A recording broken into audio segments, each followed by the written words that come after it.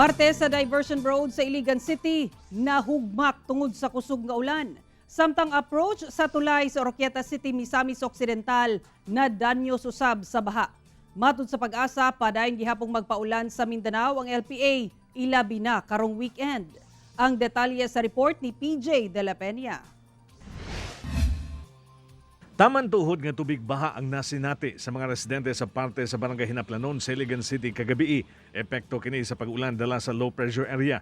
Suspendido ang klase ug opisina sa Iligan City base sa Executive Order No. 5 Series of 2023 ni Mayor Frederick Siao. Usa ka balay ang naguba sa landslide sa C3 tubod Green Valley kagabi. Upat ka individual ang nakaangkon og minor injuries sa hitabo.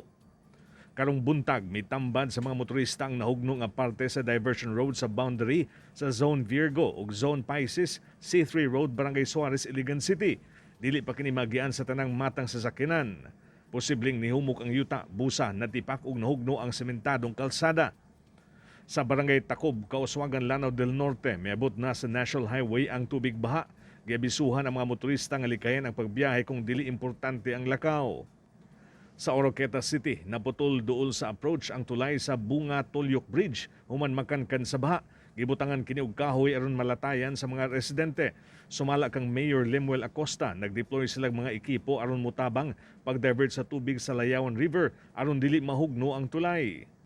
Nagpahigayon og evacuation ug rescue operations ang CDRRMO sa Dipolog City alang sa mga residente sa siyam ka mga barangay nga naapektuhan sa pagbaha.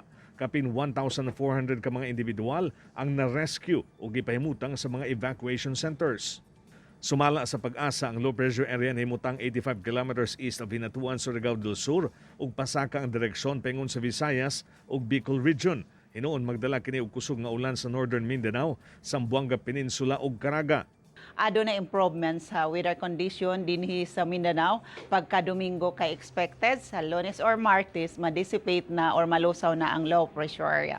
Ako si PJ De La Peña para sa One Mindanao.